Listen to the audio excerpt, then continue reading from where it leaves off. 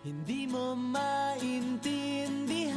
the first day of the class and hindi ko pa sila kilala. I didn't think that it was going to be fun. And akala ko nung una, I'm going to be left out sitting there watching them having fun. Not until nakilala ko sila. Yes, sila. Sila ang St. Matthew, aka The Wild Squad. Isang taon na naman. At parang, kailan lang, nagsimula tayo sa mga simpleng salo-salo, mga kantahan, at mga tawanan.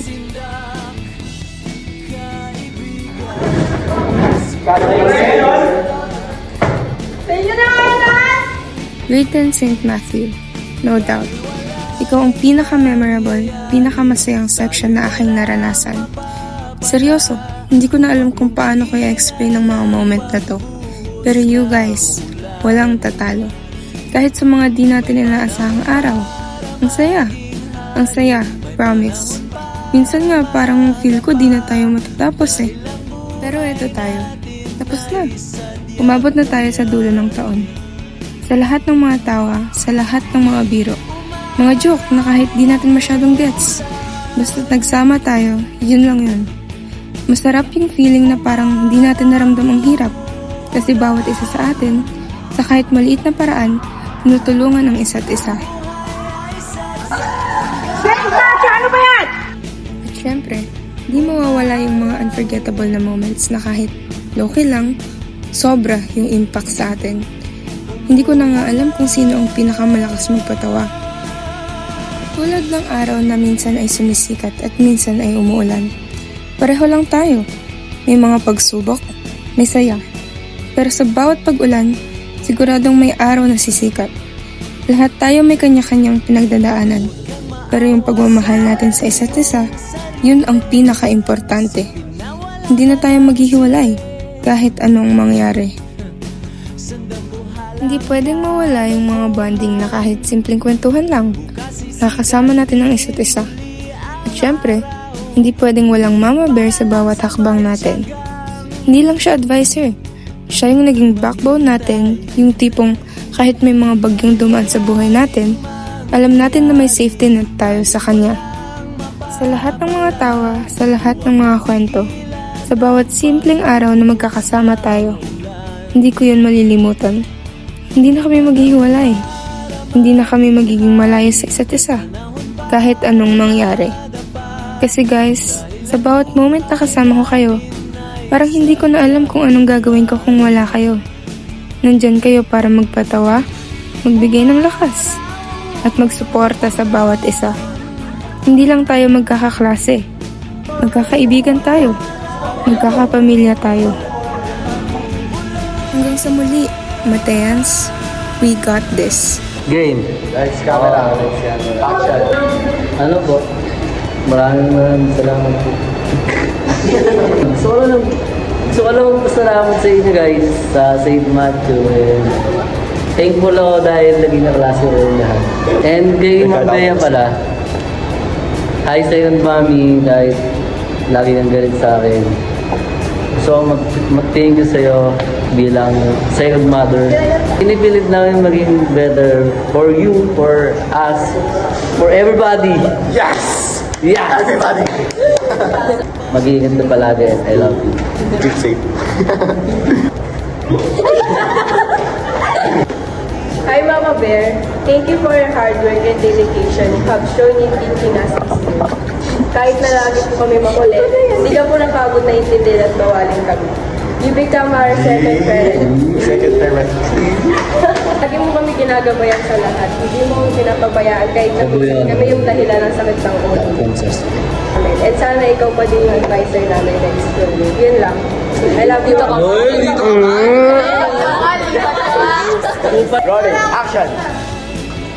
I want to thank each and every one of you for being a part of my life, for supporting me, and for helping me become the person I am today. Kahit na minsan hindi tayo nagkakaintindihan lahat, the best pa din kayo kahit na gano'n, nagkakaayos din tayo. As we grow, As we grow, ano ka puno? as we go our separate ways, Separate. Different, ano yan? everything we do, this section affection will always be the best. Thank you, Saint Matthew. Action! Side! Yun! Side! Aresto sa pangkit na ano. My last year high school life. Those genuine laughs and smiles, especially those bardagulan and kulitan with Ma'am Bea. Hi, Ma'am Bea. I just want to say thank you for teaching us.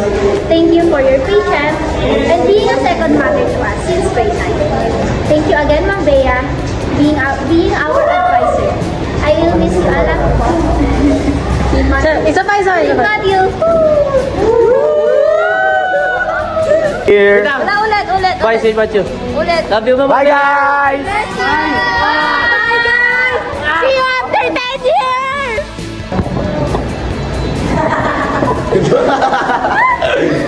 Hi, Ma'am Leia. Super thanks po sa lahat ng guidance, support, at love na binigay mo. Yung mga moments kasama yung mga klase ko, syempre St. Matthew.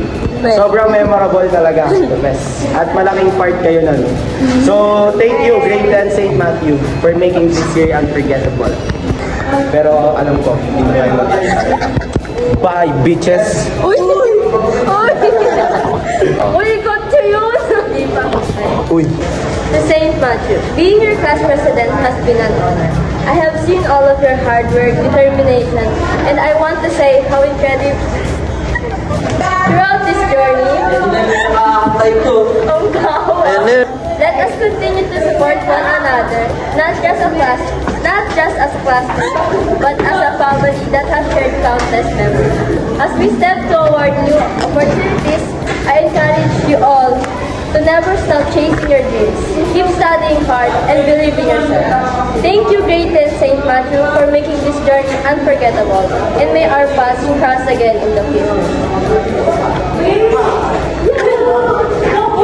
Sino na? And to our Mama Bear, we wouldn't have made it this far without the unwavering support and guidance of our advisor, Ma'am Bea, our Mama Bear. Thank you, Mama Bear. Love you. Okay. Okay. One, two, three. Hi, Ma'am Bea. I love you so much. Mamimiss kita. Ano yan?